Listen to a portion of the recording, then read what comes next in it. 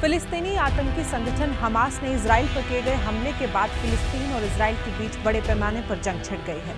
Israel की सेना Gaza पट्टी में हमास के ठिकानों पर कहर बरपा रही है।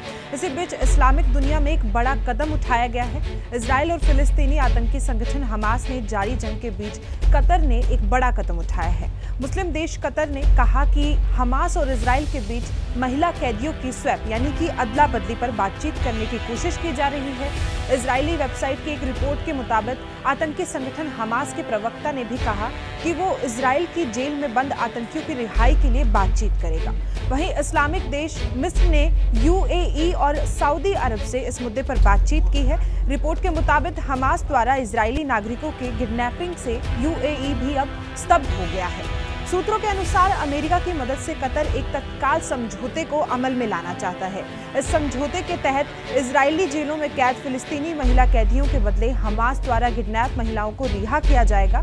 हालांकि इजरायली अधिकारियों ने इस रिपोर्ट का खंडन करते हुए कहा कि बंधकों की रिहाई पर अब कोई भी बातचीत नहीं हुई है। एक रिपोर्ट के मुताबिक शनिवार को घुसपैठ करने वाले हमास के आतंकियों ने इजराइल के 130 से ज्यादा लोगों को किडनैप कर लिया था।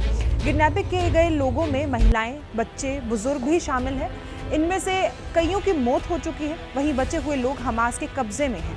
वर्तमान में इजरायली जेलों में 36 फिलिस्तीनी महिलाएं कैद हैं। हमास जिसकी रिहाई की मांग कर रहा है। आतंकी संगठन हमास के प्रवक्ता अब्देल लतीफ अल कानोआ ने सोमवार को समाचार एजेंसी एपी से बात करते हुए कहा कि हमास अपने सभी फिलिस्तीनी कैदियों की रिहाई चाहता है। साथ ही वेस्ट बैंक और यरूशलेम में खास तौर पर अल-अक्सा मस्जिद में इजरायली उकसावे को खत्म करना चाहता है।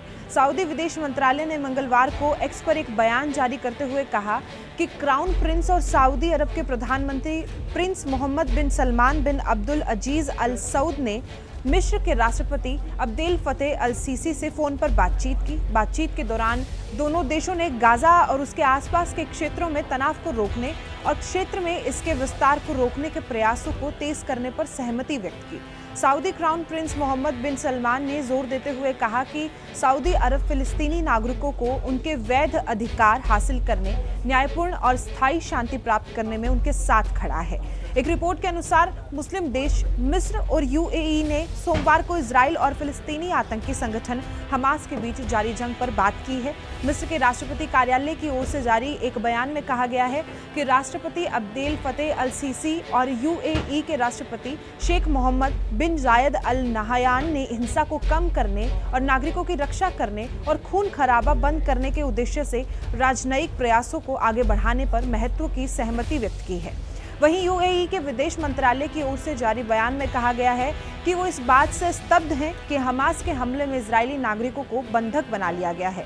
यूएई ने गाजा पट्टी के पास इजरायली कस्बों और गांवों में हमास द्वारा किए गए रॉकेट हमले को गंभीर बताया है। यूएई ने पीड़ित परिवारों के प्रति अपनी संवेदना भी व्यक्त की है।